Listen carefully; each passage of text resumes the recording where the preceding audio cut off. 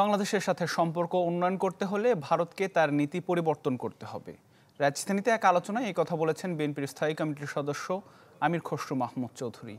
আরেক অনুষ্ঠানে বিএনপির আরেক নেতা সালাহউদ্দিন আহমেদ তাগিদ দেন সবাইকে এক থাকার। শাহনেওয়াজ বাবলুর আরেকটি রিপোর্ট দেখুন।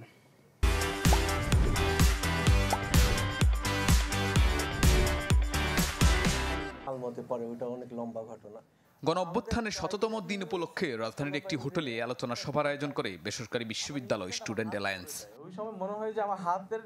যেখানে বিভিন্ন রাজনৈতিক দলের নেতারা ছাড়াও বেসরকারি বিশ্ববিদ্যালয়ের শিক্ষার্থীরা অংশ নেন। শুরুতেই বেসরকারি বিশ্ববিদ্যালয়ের ৩১ দফা দাবি তুলে ধরা হয়। আলোচনায় অংশ নিয়ে বিএনপির স্থায়ী কমিটির সদস্য সালাউদ্দিন আহমেদ প্রশ্ন তোলেন যে বাংলাদেশ বিনির্মাণে ছাত্র জনতা জীবন দিয়েছে, সেই লক্ষ্য পূরণ করা যাবে কিনা। গণতান্ত্রিক যাত্রা ভিন্ন হলেও বৈষম্যহীন বাংলাদেশ ইস্যুতে সবাইকে এক থাকার আহ্বান জানান তিনি। একমাত্র ফ্যাসিবাদ বিরোধী ঐক্য, আরেকটি সামনে ফ্যাসিবাদ থাকলে হয়। ফ্যাসিবাদের পতন হয়েছে, ফ্যাসিস্ট পালিয়ে গিয়েছে, সুতরাং আমরা এখন ঐক্যবদ্ধ থাকার একটা ইস্যু কি? আমরা এখন ঐক্যবদ্ধ থাকার একমাত্র ইস্যু হবে যাতে আমরা বৈষম্যহীন গণতান্ত্রিক ও সাম্প্রদায়িক একটি সাম্যের ভিত্তিতে একটি সুবিচারের বাংলাদেশ আমরা পাই।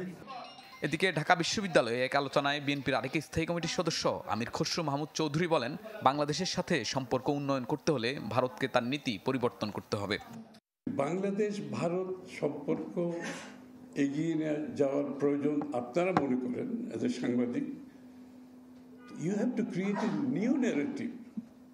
একটা নতুন ন্যারেটিভ সৃষ্টি করতে হবে। মিউচুয়াল রেসপেক্ট, পরস্পরের প্রতি সম্মানবোধ দুইটা দেশের মধ্যে, দুইটা দেশের মানুষের মধ্যে, মিউচুয়াল ইন্টারেস্ট, যে পরস্পরের স্বার্থ সংরক্ষণ।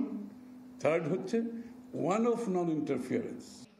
বাংলাদেশের সাথে অভিন্ন নদীর পানি বন্টনে ভারতের বৈষম্যের সমালোচনা করেন বিএনপির নেতা।